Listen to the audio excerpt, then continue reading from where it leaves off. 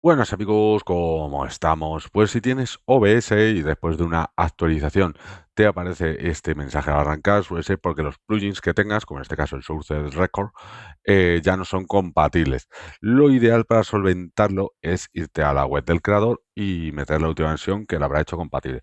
Pero por ejemplo el Source Record está ya abandonado. Así que nada, te voy a enseñar cómo se quita este y otro que fuera similar para que tú puedas borrarlo si te pasa esto.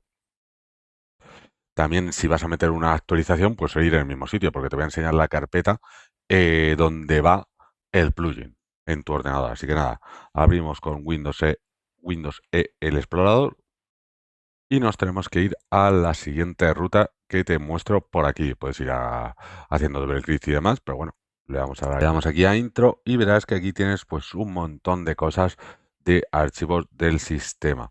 Lo que tienes que buscar es el complemento en cuestión, en mi caso es el Source Record, este de LL. Es posible que si lo quiero borrar ahora que estoy grabando, no me deje porque diga está en uso, pero como da error, pues sí funciona. Y nos vamos a ir a la siguiente carpeta, que en este caso va a ser esta de aquí que te pongo, ¿vale?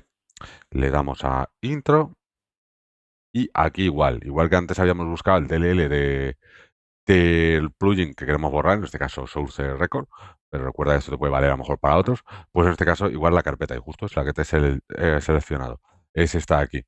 Pues esta lo borramos. ¿Que tienes una versión nueva de ese plugin?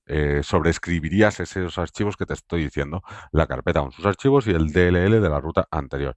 Pero como en este no hay una versión nueva porque está abandonado desde 2001, pues digo 2021, pues si fuera de 2001, ya sí que sería el copón copete.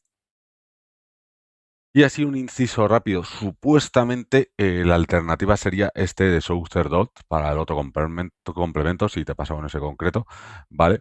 Pero no sé yo si estará muy al día, porque esto fue de 2021 también, y no sé, no sé yo. Te pone que compatible con el 27 y vamos por el OBS 20, no, 32, así que no tiene buena pinta, así que nada, ya indagaré a ver otro compatible, o si tú lo tienes, pues me lo dices.